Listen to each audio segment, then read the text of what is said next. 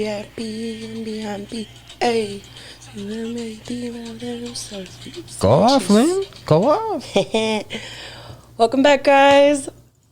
As always, I am your host, Lynn Lopez. Welcome back to Let Me Fucking Talk. I was just looking at the video they posted of Bad Bunny performing his song for the VMAs / at his New York show, which was amazing. So big congrats to Bad Bunny. I don't think he's gonna watch this, but like in my heart, he is. Like in my mind, in another universe, he is. Because he is the first ever Latin artist, non-English speaking artist to win a VMA Artist of the Year. So big moves. Not only that, but he did his speech in Spanish, like completely in Spanish. He wasn't like, nah, I'm doing it in English for most of these people. Nah, he did that shit in Spanish. So I was like, that's amazing. Get on my level, ho. Mm-hmm. And I figured, I'd say the congrats and all that shit. Also because, just came back from Chicago last week.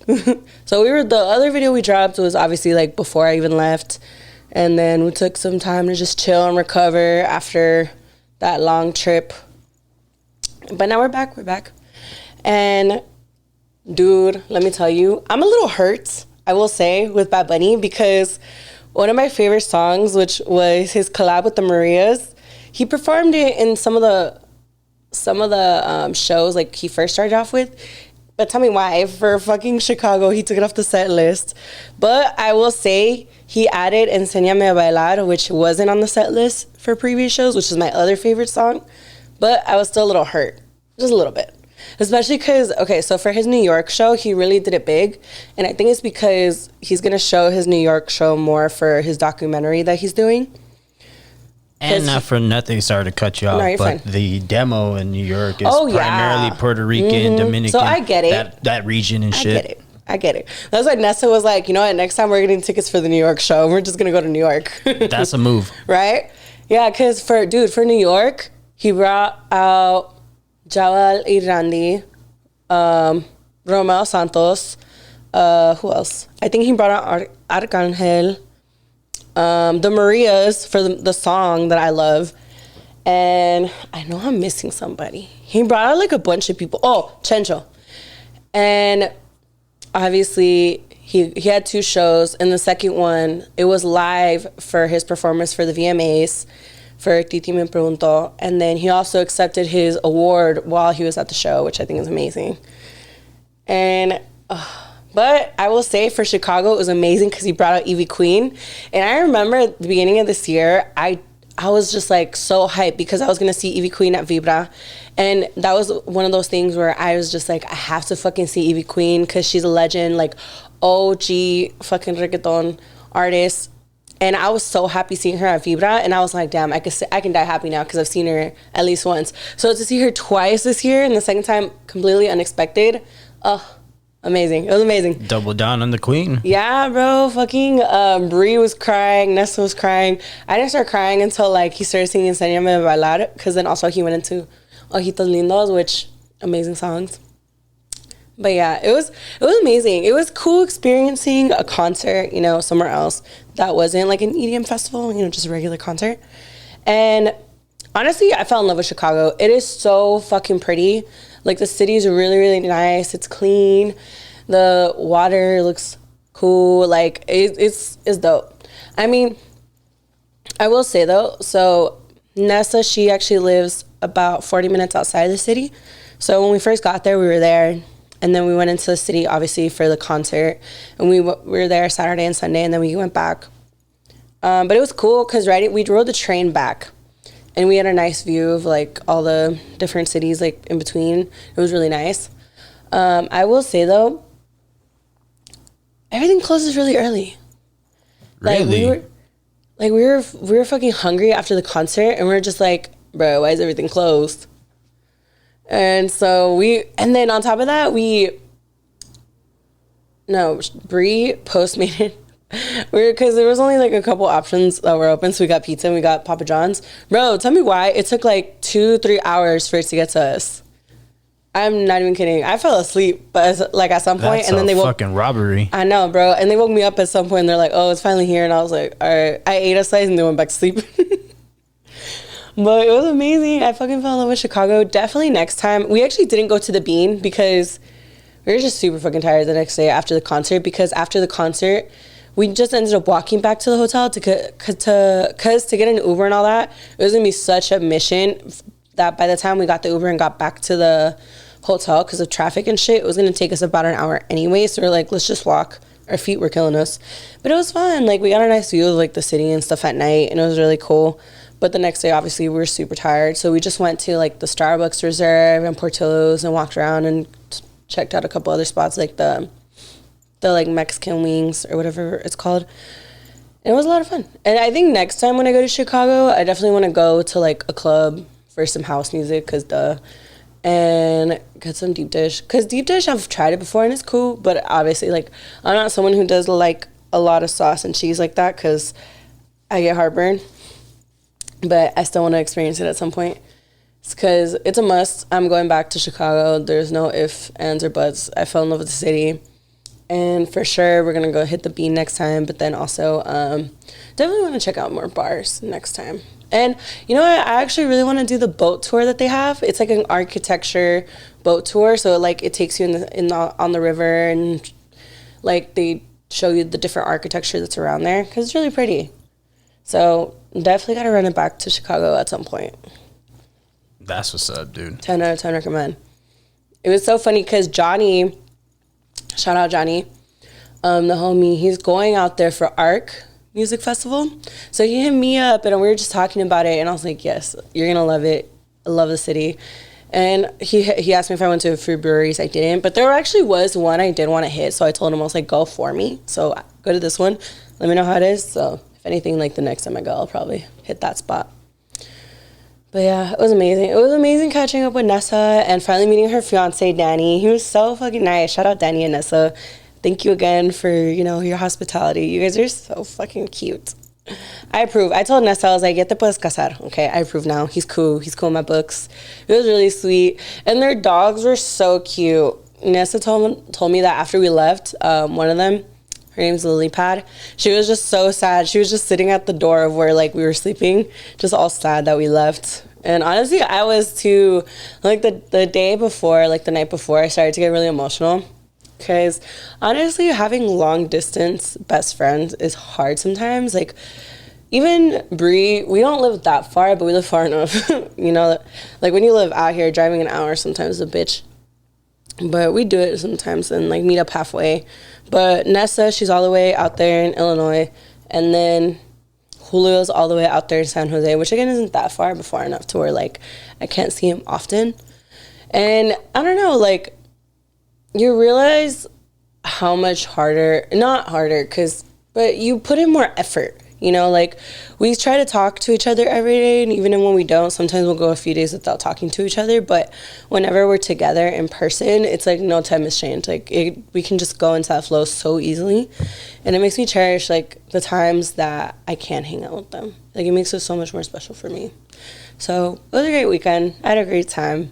Bad Bunny was amazing, of course, and honestly, I would love to see him again out here in SoFi, but we'll see, because resale tickets are so expensive. What about the one at Petco? Oh, wait, no, you can't. Yeah, I mean, I could, but it's just, like, it'd be kind of a mission, because I'm nocturnal, but then also the next day we wanted to shoot a pod at Julio's, so it wouldn't make sense. It'd be, like, such a mission, but it's okay. Even Petco, the resale tickets are expensive, but they're definitely cheaper than SoFi. Well, yeah, dude. Although I was looking at Vegas, and Vegas was cheaper too. But that's like it would be like the following week after, like the 24th. And Boombox is opening for him. I was just about to say, a little bit of EDM in this book. Congratulations to De Oro and Boombox. Dude, hell yeah. I love De Oro and Boombox. And then for them both being Mexican-American artists, I was like, that's right, I represent. But yeah, it's been a good time for artists right now, at least for them, for sure. Americo is the one that's born here, right? Yeah. Got it. At least I think so. I want to say yes. Yeah, for those who don't know, we're referencing Boombox. Boombox used to be a duo, but now it's just one person. Yes, I'm just really happy. Like, that was a fun trip for sure. It was just afterwards, I was so dead. I was like, there was so much traveling. Because also just the first day, I flew in like around 8 o'clock. That time. Also, the time change kind of tripped me out a lot. Like, just being 2 hours ahead, it was kind of trippy. I didn't really have jet lag. It's just I would wake up and I'm like, it's always in the morning where it kind of threw me off a little bit. But honestly, I slept really good when I was at Nessa's house. I don't know what it was, but like her beds were super comfy. I've knocked the fuck out. I was having some good ass sleep when I was out there. I was like, bruh, this is amazing. I don't want to leave. But yeah, it was a great trip. And like I said, congrats to Bad Bunny. You know, he out here doing the thing, representing. And I don't know, it makes me really happy when I see like Latinos win, you know, because it's crazy when you think about it, how he is the second most listened artist, but his numbers, like, he's breaking records. Because the thing is, they compare him to, I think Drake is the number one right now, right? But Drake has been in the game like a lot longer. Bad Bunny's only been in the game for like a couple years, and he's already number two. And he's breaking so many fucking records. And I think it's amazing because it really just shows that Latinos are taking over, like, period. And even reggaeton right now, it's so high in demand that it's so funny. Like, I was watching the clip from the VMAs, but, like, at the actual venue where the award show is being hosted. And when Nicki Minaj was like, so who do you guys think it is? You just hear the whole crowd just yelling Bad Bunny. And when he performed the song, even the people in the crowd at the VMAs, like, so many people knew the fucking song. And it's amazing. Like, I've seen so many videos of even, like, people that don't know Spanish sing along to the songs and can resonate with that music. And I think it's crazy because I remember because if you haven't listened to Evie Queen's podcast she has, it's, I don't remember what it's called. But let me look it up right now. But I'll look it up for you. You continue. Yeah, it's a really good podcast. It goes into the history of reggaeton. I recommend it to anybody. I recommended it to Eddie, and then I had told Brie about it too, but Eddie put her onto it. And she even told me, like, because she listened to it, and then when Evie Queen came out, it meant more. And that's kind of how I felt too when I listened to it.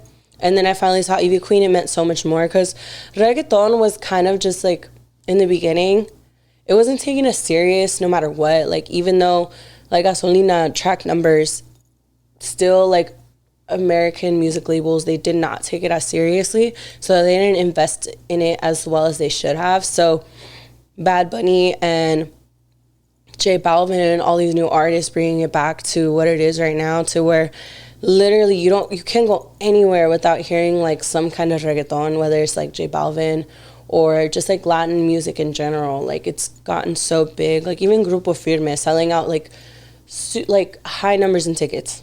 It's so amazing to see, and it's so amazing, like, the influence that artists like Bad Bunny have on, like, the world. And I'm just here for it.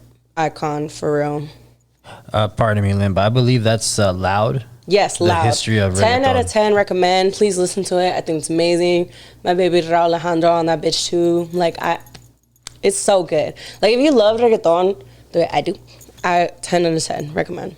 It's important, though, that you've got someone like Evie Queen doing a podcast of that nature, because if you want the authentic, damn it, I can't English right now, but the authenticity of someone that was there from the jump, that's who you want. That's who you want. Like, no offense to anyone else, like, that probably has a reggaeton based podcast, but listen, it's different. It's different, but the quality is gonna definitely be on Evie's side because she was there. It hits different when you hear it from people that were, like, actually there from the beginning, who paved the way for so many different artists now. And it's crazy because I know so many people that kind of, like, criticize the way Evie Queen dresses now and the way she looks now. But she even says, like, in that podcast, like, back then when she first, like, was coming up, she had to dress more masculine to be taken serious. So she'd wear like a hat, big shirts, like she had to have that very aggressive attitude to even be taken serious, even as a woman in that industry, just in general. Mind you, even reggaeton in general, like even just as a male, it was very hard because so many people didn't take it as serious back then. So shit, yeah. Who the fuck didn't take that shit serious? That shit was like fucking. The labels, bro. Hot as the fish labels, grease, dude. The labels, all them shits. And it's funny seeing how it is now that there's even their own labels just for like that genre of music now.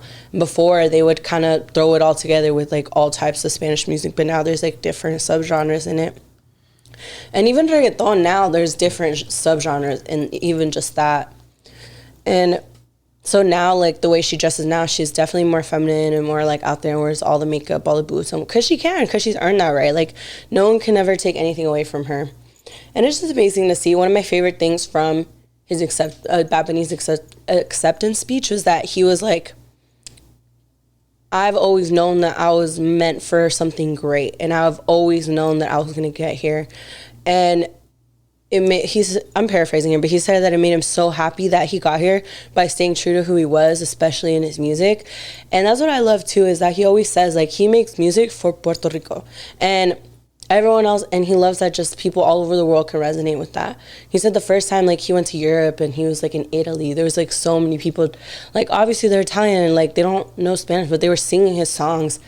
And I'm sure that's such an incredible feeling. Like obviously like I don't make music, but I feel like that is such an amazing feeling when people from all kinds of languages, cultures, like it doesn't matter, there's like no barriers to it, like anyone can relate to it, and I love it. But yeah, that was my little shtick. But also it's crazy to me that right now everyone's kind of taken away from it because they're so focused on the fact that like he kissed a male dancer like in the performance. Isn't he fluid though? Yeah, he said before he just has no preference. There's just no one really. It's the same thing with the whole Gabriela thing when everyone was up in arms that he kissed another girl. It's like, bro, he's always said he's had a bunch of girlfriends. It's the same thing with the way he swings. He just, it's not that he says he's bi or anything. He just says he's had no preference. So I'm assuming he's fluid. And not only that, but people take away from the fact, bro, he kissed a girl in the performance too. It wasn't just a guy. But if anything, y'all should just be happy because now you know, like, for sure that you all have a chance. The guys, too. People just love controversies. You know how it goes, and that's just how it is, but it was amazing. But, yeah. What day is today? Today is Monday, August 29th. Mm-hmm.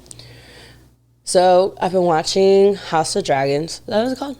Right? The House of Dragons? Something Yeah, like Watch the Throne. Yeah. So, you know what's really funny, though? Like, okay, so I'm not much of a movie girly. If I'm gonna watch a movie, I like it when I watch it with people. Like, if my friends are just like, oh, let's go watch a movie, I'm down. But for the most part, I'm a TV girly. Like, The Office, Friends, Gilmore Girls, How I Met Your Mother. Like, I've watched a lot of different TV shows. But, so Game of Thrones was one of them, but I got on to Game of Thrones really late. That's the thing with me and TV shows sometimes too, is that sometimes I'll wait a while. Like I'll wait a couple seasons and then get into it. It just depends on the popularity of it and like on the type of show. But Games of Thrones is one that I got into really late. And then the funny thing is I never watched the last season. Because, like, it came out, and, like, I was like, I'm going to wait till all the episodes are out. But then everyone told me that the last season sucked. So I was just like, yeah, okay, I guess I'm not missing out. So I never watched the last season. Part of me kind of wants to watch it now just to, like, see how bad it was, like, just for myself. I think eventually I will. But, yeah, I never did. But I've been watching The House of Dragons with Homeboy, and it was really good. You know, it still has that same, like, vibe to it where it's, like, betrayal, backstab, gory shit and all that, bro. Spoilers. So if like you don't want to hear the spoiler, like fast forward 3 minutes. But the part where they rip out that baby, bruh, I was traumatized. I literally didn't even really watch it. I was just like, because Homeboy had kind of warned me that, like, it was really gory. So I was just like, let me know when it's over. And I was, like, kind of peeking through, but, like, I didn't want to see it. I was like, no. Because I was like, that's so fucked, bro. Have you watched it? Wait, so this happened like in the first episode? You haven't watched it? No, I mean I'll eventually get to it, but it's good so far. It's I not like what it. I'm gonna run to. Yeah, it's good so far. Honestly, HBO Max has a lot of good shows. A lot of good, bro.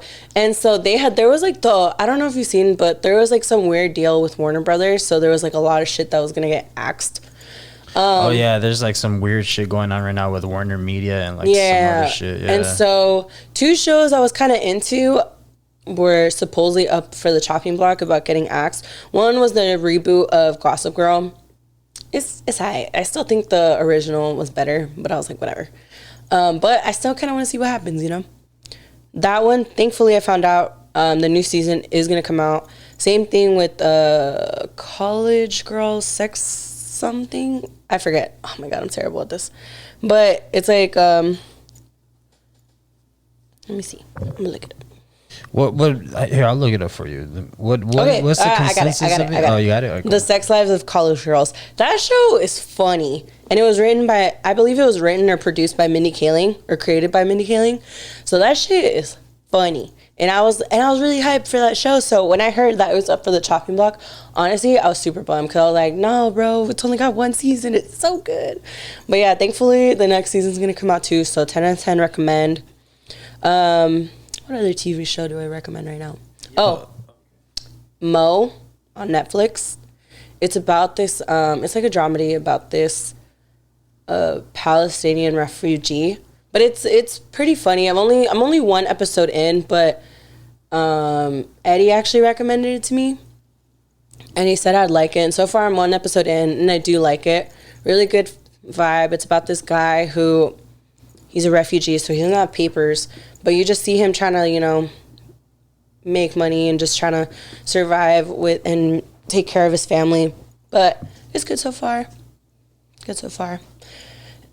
Speaking of shows, I don't know if you've heard the news, but what do you think of the possibility of Billie Eilish being Nate's love interest in the new season of Euphoria? Is that for real? Because I briefly saw that, but I didn't look into it. I saw it on the timeline, and look, listen, obviously you can't trust everything with a verified tag. Mm-hmm. But it was a news source and it had a verified tag on it. I didn't click on the news article per se, but the headline was Billie Eilish rumored mm-hmm. to be Nate's love interest in the 3rd season of Euphoria. I haven't looked into it, but I wouldn't be surprised considering Cassie was his last love interest and she's another big titty bitch. So, and no, this isn't like trying to sexualize Billie Eilish, but she's a little on the bigger side.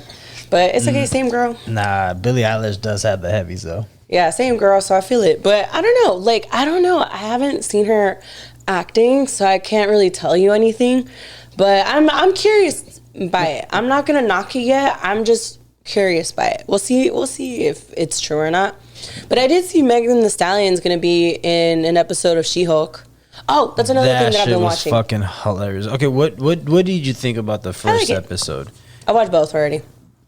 Oh, so there's another one. Mm-hmm. Okay, I gotta watch the second one because I'll be honest, the first episode it just felt rushed. Like it felt like they were stirring the pot. They were running late to the cookout, and they just ran out the door without finishing that shit. And it was just like. But that's what Homeboy told me is that with a lot of Marvel stuff, they don't have a great track record of a lot of backstory shit, so they kind of have to just throw shit in there. But I've watched the second episode, and I like it so far. It's cool.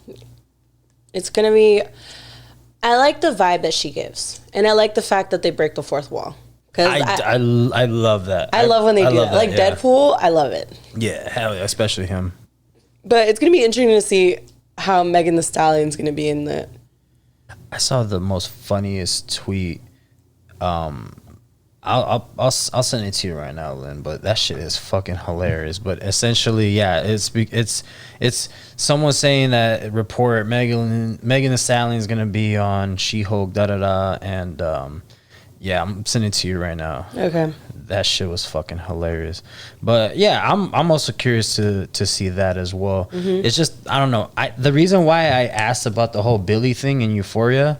And I guess we could even touch on this whole thing with Meg being in She-Hulk. Do you think it's a smart thing for I seen that tweet. Yeah, it's just hilarious. Bro, I seen that tweet. That's just so funny. Do you think it's a smart thing for TV shows to bring in high level actors, song artists, and whatnot to shows like this? Because like, what's the long term for these individuals in the shows or in the movies? Not, like for instance, like I'm still not gonna let that go. But Bullet Train was fucking hilarious, knowing that Bad Bunny died within the first 5-10 minutes, because it's more like a fuck you, I got you to watch this movie that no one cared about. All they cared about was Bad Bunny in this fucking movie. I was interested in before I found out Bad Bunny was in it, because I heard Brad Pitt was in it and Sandra Bullock. So I was like, let me see this movie. And then I found Bad Bunny was in it. I was like, even better. But I knew from the jump he was only going to be there for 5 minutes. I still wanted to see it. And I still say Bullet Train was really good. That shit was funny as fuck. 10. That's one movie I'll tell you 10 out of 10 recommend. But, I mean, bringing artists into TV shows is nothing new. It's been done for, like, ever. And the way I feel about it, it all just comes down to how they go about it, you know? Because some people, they bring in artists, like, you know, they're going to be themselves, and it's like, oh, they're going to make a quick cameo, sing a song, whatever. And that's cool, too. It's just like, but if you're going to have them as an actual character, it just depends how you go about it. Because at the same time, like, you know, some of these musical artists, like, they're not actors. So it's just like, if you're going to give them, like, a high-stake acting, like, character, whatever, you run the risk of them just being not good or not. But if it's something like just small, you know, just a quick cameo, like, it's whatever. You know, it's a good way to get people to watch.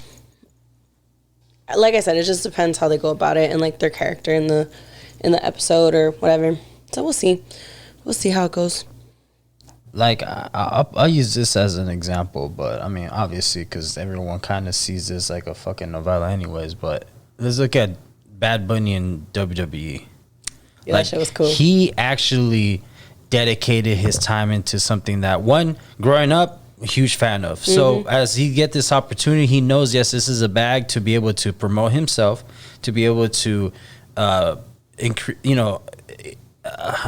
expand his brand while at the same time living out one of his fucking dreams. And one of his dreams was, you know, pro wrestling. So in that instance, it's kind of the same. It's also different.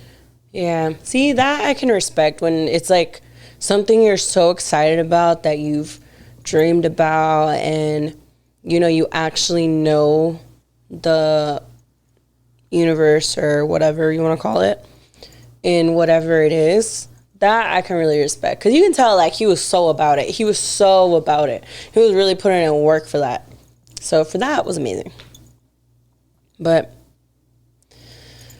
I can see like why they add certain artists and stuff to it, because it's an easy way to just gain traction and get people to watch. I mean, I'm already watching She-Hulk, so I'll definitely see like the Megan episode. Euphoria will be interesting. I'm invested in Euphoria, so regardless, I'm still watch it. Same. But like even Bad Bunny was in Narcos, and I didn't watch it. I still haven't watched that. I only watched the first season of that version of Narcos, because I'm like, yeah. I watched the first season. Season 2, I finished most of it. I think I only had 2 episodes left, and then I haven't watched season 3. See, like with TV, it's like touch and go. Sometimes I get really into it, and then other times like I'll forget about it. But another really good show it's already over, but it was really, really good. So if you ever want something to watch, is Casa de Papel. Also Money Heist. Really good. Really good show. I got so invested in it. Oh my God, I got so emotional when certain people died. I was so mad. It's debatable. It was really good. Bro, I was obsessed with that show. It was so good. The ending, that was one of those shows where I was really satisfied with the ending. Because some shows, like the last season, it's so hit or miss, but with that one, I was really satisfied with the ending. You ever watched Snowfall? No, I've been meaning to, though. Eddie and Bree have been watch Snowfall. I know. I've been meaning to. I'll get to it eventually. I am so glad it took me a long time to watch that show, because I recently binge watched it with Perla, and at first I was mad as hell, because you know how Perla is. You don't want to watch this shit. And out of nowhere, oh, what's happening? Oh, what's this? What's that? And I'm like, oh, so now you're invested. Ah, shit. So then now it became oh, wait, don't watch this episode without me. Oh, shit. But honestly, Snowfall's great. It's funny because it really be like that. That's like me and Homeboy right now. But why y'all women do that shit? Can you answer that? No, I was gonna say he's the one who tells me that I can't watch it without him. Hell no. Oh, but I'm the same way too. I am the same way too though. We gotta talk to Perry about this. No, but I get it. I get why though, because also, well, at least for me, I'm gonna speak for me. I really enjoy the days that we set it for us to watch that together because we make a whole thing of it. Like, we're like, okay, let's cook dinner. And we figure out what we're going to cook dinner. We cook dinner. And then we, like, settle down and then watch it together. And then from there, we just do whatever. But, like, at least for me, or at least for us, that's, like, our thing. You know, for certain shows or whatever, like, we're going to chill. I know so, like, yesterday we watched what was it yesterday? Yeah, yesterday in the episode of The House of Dragons, like we ordered pizza and then we just settled in and watched it. So, at least for me or for us personally, it's just like one of those things we like to make a thing of it, you know. Because we watched The Bachelorette together. I got him into it, and it was like this show and then some other show that we were watching, but that one already finished. It's so like every Tuesday, so tomorrow we make a thing of it, and it's nice. I personally enjoy it. It's like the one time a week for sure. I know I'm gonna see him. And yeah. But I don't know. I mean, it could be different for everyone because it's like, but also because sometimes you just want to make sure that they don't watch it without you because then you're already gonna know. And it's like, no, I want to know too. It's like, just wait for me. Nah, fuck that. One show that we hella binged in like a day was This Fool on Hulu. Dude, that show's fucking funny. It looks funny. Yeah, 10 out of 10 recommend as well. I mean, in some ways, there are some, like, kind of Latino stereotypes, but at the same time, it's written by Latinos, so it's kind of like... I was just about to ask, if it's written by Latinos... it was created by Latinos, so at the same time, it's like, I feel... Because my cousin and I went back and forth about it, because she was just like, I mean, I watched it to support, you know, the community and stuff, but it's just kind of tiring seeing the same old shit, but I'm like... It is, but it isn't. Like, it still involved, like, cholos and stuff like that. But at the same time, it was based on this, like, what is it called? It's, like, a center for like a rehabilitation center. Yeah, ex-felons who are trying to get back on their feet and find jobs and all that stuff. And it was funny. I honestly, we binged it in a day. There were certain moments in that show where I didn't expect it to go, and I was like, wow, this shit's fucking funny. Honestly, I recommend. It's good. Wasn't there another show, was it on Netflix or on Hulu? What was it called? Like, it was like Gentrified or Gentrified or something like that? And they cut it really short. I think it was only 2 or 3 seasons. That one was one where the last season I didn't really like too much, but I can tell because I'm pretty sure they knew that they were going to get canceled, so they wanted to end it before they could. So I was like, I don't know. I feel like the last season could have been a little bit better, but it was good. Although there's this one show, I think they have it now on Hulu, but I don't think they have all the seasons. It was like only 2 or 3 seasons called Vida. That one's a really good Latino written show. I think the creator, the director was Latina, but it was a mostly female Latina cast, really good, called Vida. And honestly, there was a scene where I remember this girl was going into, where the character, I could really relate because she was saying how growing up, you know, she wasn't Mexican enough for her Mexican relatives, but at the same time she wasn't Mexican enough to relate to like some people that she grew up with like in school and stuff, and I got that. And there was more to the scene, but I can't remember because it's been a while since I watched it. But Vida, recommend, really good. I swear it's like 3 seasons. Pretty sure it's 3 seasons, and I know like 2 of them are on Hulu right now, so if you want to watch the last season, you gotta watch it on Amazon. What's the general consensus of that show? Honestly, I don't know, because I randomly found that show one day when I was like, what's the word? I don't know. I was like on Amazon Prime one day and I was just like looking for something to watch, and I randomly found that show. And I don't know if I saw it originally on TikTok or Instagram or something, but I just remember finding it and I was like, wow, this is really good. And I binged it in like a few days. But I don't know, I didn't really hear too much of it. Or if it was posted somewhere, I just didn't see it. But it was a really good show. Like, it's about two sisters who inherit this bar from their mom after she passed. And they're just trying to figure out, like, what to do with it, like, if they want to keep it, if not. And then also just in that area where they live in, it's, like, being taken over by these, like, big companies because, like, being gentrified. So it's, like, they're combating that. But then also the sister... So it's kind of like Bear. Kind of. And, like, the sister, she's bi. So she kind of, like, battles with, like, those kind of feelings, too. And it's a really good show. I honestly really liked it. I feel like there are some things in the last season I feel like could have been better, but it was still pretty solid. I was hoping there'd be more, though, but I was so sad when I found out that it was only 3 seasons. I feel like they could have done... That's the thing that sucks about, like, shows that are very, you know, written by Latinos and, like, big Latino cast. They don't last long. It makes me really sad. I'm like, bro, I need our community to, like, watch these shows so they can stay on. That's the thing, we don't. I know. We don't support our own. I know. Honestly, so we're sometimes really bad about that. You know what show I'm really excited to come back, though? Abbott Elementary. That one's a great show. Dude, that show is fucking funny. I think it comes back this next month, in September. So I'm hyped for that. I've seen a few episodes of that show, and it's funny. It's funny. It's funny because when I first started watching it, I sent it to Perla. I was like, you need to watch this show. Because, you know, since she used to teach, I was like, I know you're going to be able to relate to some of this shit. And I remember when she watched, like, I think the first few episodes, she was like, girl, yes.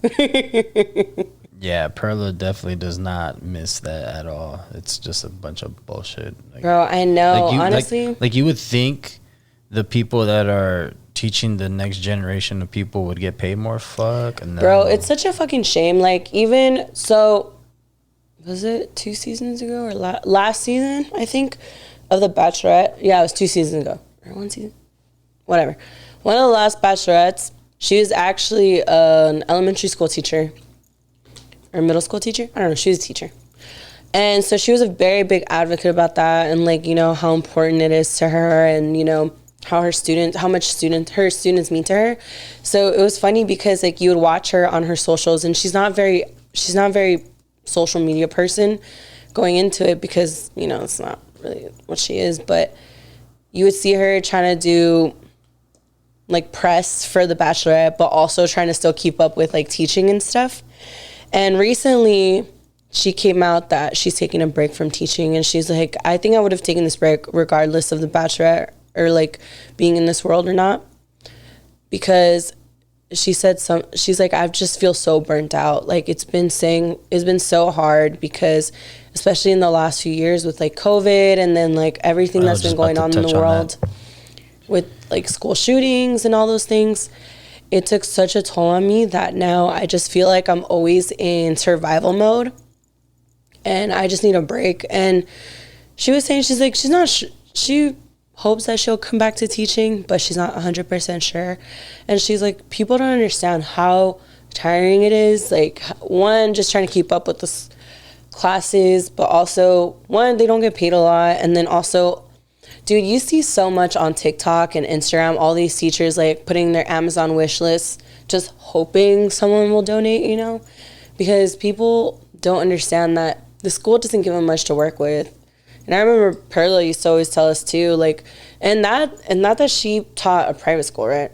Yeah, that's what's sad as fuck about this whole thing, because, yeah, she worked at a private school, and you would think that private schools have more funding to be able to manage and handle the needs of the teachers for the students, but no, it's just a bunch of it's bullshit everywhere, dude. Like, the education system in entirety is it's bullshit, dude. It is fucking bullshit. And dude, it's a fucking shame, honestly. Yeah.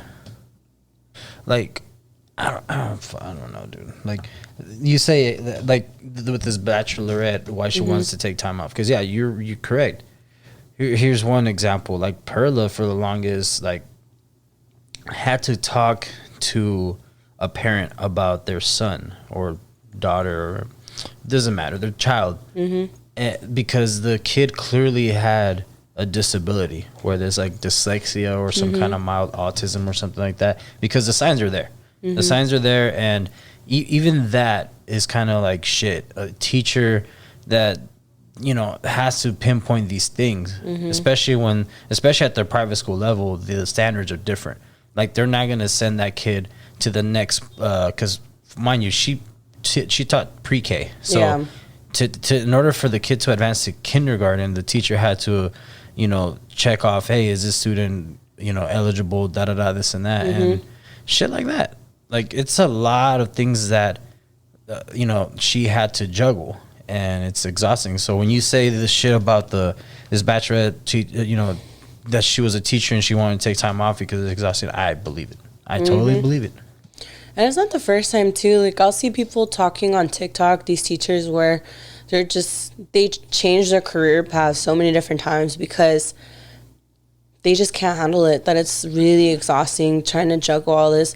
And also because, especially like in public schools, they jam-pack those classrooms. Like I remember when I was in high school, the classes, I think, were 40 kids sometimes. It's like the classes were really big for like no reason. Like even just my graduating class was like 900 something students. That's a lot of fucking people. Those are the ones that graduated.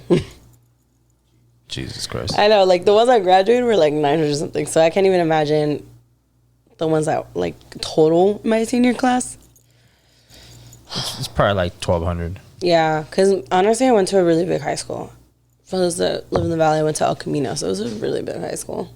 Yeah, Elko's pretty big. I mean, I'm not originally from the valley, but I'm frequent like with certain areas. But I get it. Like, I honestly just don't even blame any teacher that wants to take a break, especially with everything that's been going on lately. But that's why it's very important to take care of your mental health. Like, I just always think it's even brave for people to even acknowledge, like, hey, I can't do this. Especially because, like, especially when you're working with kids, you know, you're the person that they see every day besides their parents, you know. So if like you're not in the right mental health space, like how can you be able to like give the nurturing care to like the students? That's why some teachers piss me off, because I've had some teachers that were fucking dicks that shouldn't have been teachers, and like you can tell like when they don't like their job or when they're not happy in their job, when they're just there because of the benefits. I feel like it's the only good thing. It's like the benefits, like the healthcare, and like.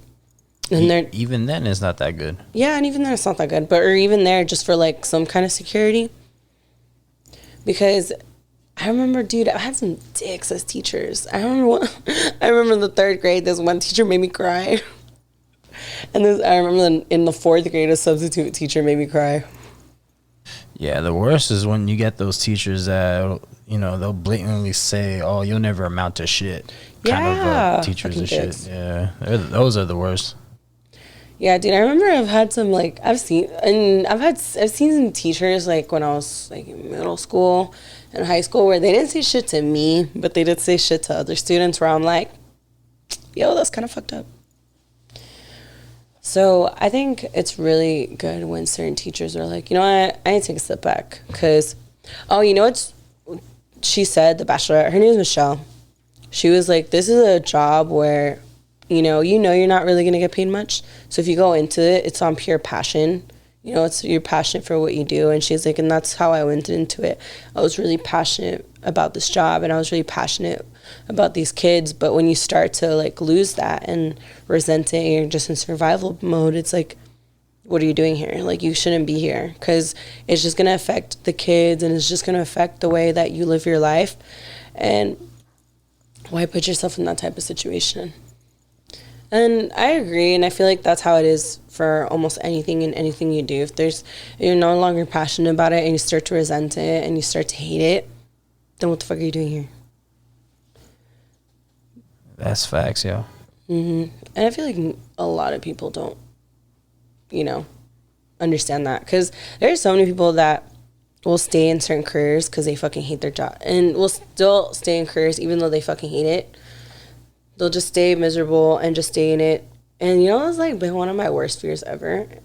Like, I remember when I was a kid, it was so funny because I thought this at a really young age. I was like, bro, I don't want to end up in a career I hate and just be resentful of my life, you know? Yeah, and I think that's why I've been so back and forth with what I want to do in my life, because there's certain things where I've tried it and it's just like I'll get really excited about it and I'll get really into it, and then a couple months later I'm just like, oh my God, I don't like this anymore, which sometimes is really frustrating, because I remember recently that happened with something I was really into, and then I got really upset with myself because it's just like, bro, why do you always do this? Like, why do you always get really into something and then you get over it in a couple months? But at the same time, like, I try to remember that in my 20s, that's what my 20s are for. To figure out stuff that I do and don't like. But also because I didn't go to college, and I feel like people do this when they're in college. Because, you know, when you first start college, you take a lot of bullshit classes before you even get to study what you actually want to study. So in a way, it's kind of like I'm testing life out in that way. Shit, I did everything in reverse, yo. I went to fucking college, well, community college, and I pretty much did all the classes to the major that I wanted to major in, which was history. Knocked those shits with flying colors, and then it was it was the general ed classes, so like math and fucking English. Those are the ones that fucking kicked me right in the fucking nuts, yo. See, English wasn't that hard for me. Math was always a bitch, though. I'm not good with numbers. Neither am I. Yeah, no, not for me. But I think that's the one good thing about your 20s is that it's that time to fuck up. And someone else put it into perspective. They're like, think about it, like when you enter your 20s, it's kind of like you're entering your first adult years. So really, it's kind of like I'm 26 now. It's like you're only 6 in adult years, you know? And I think that's the shitty thing about society, where they just expect you to go to high school and then figure it out. Like, the fuck? I'm 18, bro. What the fuck do I know? That's why they always say, too, that your 30s are also just your 20s, but now with a little bit more cash, a little bit more knowledge. I'm excited for my 30s. Same here, dude. Like, I'm not one of those that, oh my God, 30. Nah, fuck that. I'm excited as hell. I mean, I joke around about all the time that I feel old and all this shit, but I'm actually excited to be 30. And I think it's because that one movie, 13 going on 30, she's always just like 30, flirty, and thriving. And that's going to be me when I turn 30. I'm going to use that caption for sure. Because, I don't know. And that's what everyone always says. Like, I've seen a lot of videos on TikToks where, TikTok and Instagram, YouTube, actually. I've seen them all. Where there's certain people where they've posted videos talking about their 30s. And they're like, dude, your 20s, you're going to go through a lot. And you're going to fuck up a lot. And you're going to, you know, hit rock bottom a few times. But once you hit 30, you know, you've learned a little bit more, and you have a little more clarity. You can see a little bit more clearly what you want, and you can, you know, you have things just like a little bit more figured out. So it's okay if you just fuck up in your 20s. I mean, obviously, like, try and steer a path. Have some of idea. Don't be a complete fuck up either. Yeah. So that's why sometimes, like, I'm really hard on myself about that. And I think it's also because, like, I surround myself with a lot of people who are older than me. So sometimes, like, obviously comparison is, you know, the devil, and you shouldn't do that, because comparing yourself is the root of all evil when it comes to your self-esteem. But sometimes I do catch myself doing that, because I see a lot of people who are either around my age or older. And I'm like, shit, I should probably have it a little bit more together. But then I'm like, I have faith. And I sometimes lose that. I get in these funks. Like, I've been in a funk for the past few weeks. You can even probably tell in, like, the last episode, like, I was there, but I wasn't there. And I get in these funks sometimes where I'm just not motivated. And I feel very stressed out for no reason. Like, everything in my life isn't even that bad, but it's just, like, I get in these funks. And it always takes a minute to get me out of it. And, you know, homeboy hasn't really seen that before. So he was kind of just like, what's wrong? And I'm like, I don't know. I can't tell you because I can't pinpoint it myself. Man, I think it's also because like I haven't been at the gym in like 2 months, almost 2 months. Oh yeah, congrats on going back to the gym. I went back to the gym today and it felt amazing. I'm not gonna lie. Like once that's the thing, it's just like getting back into it. Like once you get into it, you set. But it's just getting there. And I've just been in that funk, and I feel like part of it is just like, you know, I haven't been eating right, I haven't been at the gym, I haven't been reading as much. So it's just like trying to get back into that flow is kind of like my goal right now, and I'm just focused on that. And, you know, I don't know if psychology says this or I've heard this before, but like your space definitely can be a reflection of your mind. And my room's been fucking a disaster. I mean, I'm trying to declutter it. So like I'm getting rid of like a lot of clothes. Like I have bags of clothes that I need to donate, but it's still in my room. So it's just like it's taking up space still. And my fucking bed's a mess, and my desk is a mess, and my bathroom's actually okay. I cleaned it recently. But like my space is just cluttered, and I feel like that's just how my mind's been lately. But I'm determined to clean that bitch this week and just get it organized. I just also haven't been home as much because I've been homeboy a lot. But I'm getting back into my routine of just like work, gym, cleaning, organizing, reading, learning. Because I'm just tired of just... You know when you get so sick of your own funk and depression and unmotivation, where you're just like, okay, ya basta, I'm over it. Let's get this ball rolling. And that's kind of where I'm at today. Today I woke up and I was just like, yeah, I'm over it. No more. We gotta get this shit back and rolling. Because I was doing so well, and I think that pisses me off even more. I was like, I had such a nice, you know, it was like the one time where I was really, really consistent. So just the fact that I threw it all off. To be fair though, I did have a few injuries, so that really threw me off. Injuries will do it to you. But then after a while, it just became an excuse, and I'm like, bro, I'm being ridiculous right now. But you know, it's okay. We're gonna get back on it. And honestly, I liked this episode. It was kind of a little different because we were gonna have a guest, but he had to postpone. But you'll see him next week for sure, and that will be fun because I always like having people on here where I know we can chop it up really easy and we can talk for a long time without it being weird. So I'm excited for that. But thank you guys for tuning in. We're gonna call it today because that bitch has to go home and meal prep. So love you guys. Right. As always, like, follow, subscribe, all the things. And I love you guys. That was Lynn Lopez, ladies and gentlemen. Out.